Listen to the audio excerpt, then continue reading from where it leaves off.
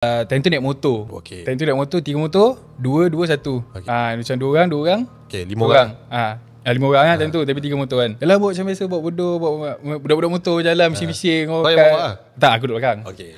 Saya ikut saja. Okay. Tapi ikut-ikut pun kadang-kadang kena kacau ni nyampah kan. Faham? Okay, lepas tu Dah sampai kat tempat tu, benda ni jadi dengan sekejap ni kita terus caw. Benda tu jadi macam bodoh caw macam tu. Kita sampai memang selalu tempat depan tempat masuk tu kena bayar RM1, seorang RM1. Okay, alright. Lepas tu boleh lah kau nak ambil jajan ke lipat kat dalam tu, pakcik tu memang dah kenal kita orang. So semua sampai borak, kita macam borak kat motor dulu, sokok dulu, semua baru masuk. Tahu pakcik tu cakap apa? Korang kena bayar RM6 ni, kawan-kawan seorang nak masuk. Aku dengan pakcik tu sudah.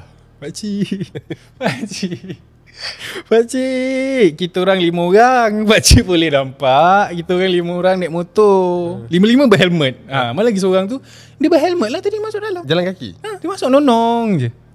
Kau kena bayar RM6 lah, dia dah masuk seorang. Aku dah cakap, ya Allah, takkan nak bayar untuk hantu. Takkan nak kita nak bayarkan untuk orang yang orang tak nampak.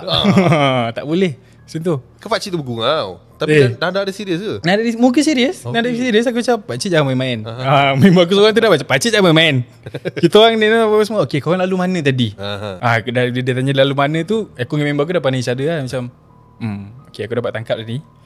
Kita lalu Bukit Ampang tadi cik semua. Korang ada nampak tak macam ada satu jalan tadi ada macam pasir atas jalan raya. Cakap nampak. Mungkin dia ikut kamu lah tu. Sebab bagi aku terus macam sebab aku terus dengan pakcik tu. Why kan? Sebab beberapa hari lepas budak motor accident kat situ, meninggal kat situ. Astaghfirullahaladzim. Dia pakai baju belang, sama, pakai helmet. Itulah yang masuk tadi. Kalau pakcik boleh fikir, aku cakap aku kena bergaduh dengan pakcik tu. Kalau pakcik boleh ingat, kenapa pakcik beritahu tu kawan kita orang? Betul kan?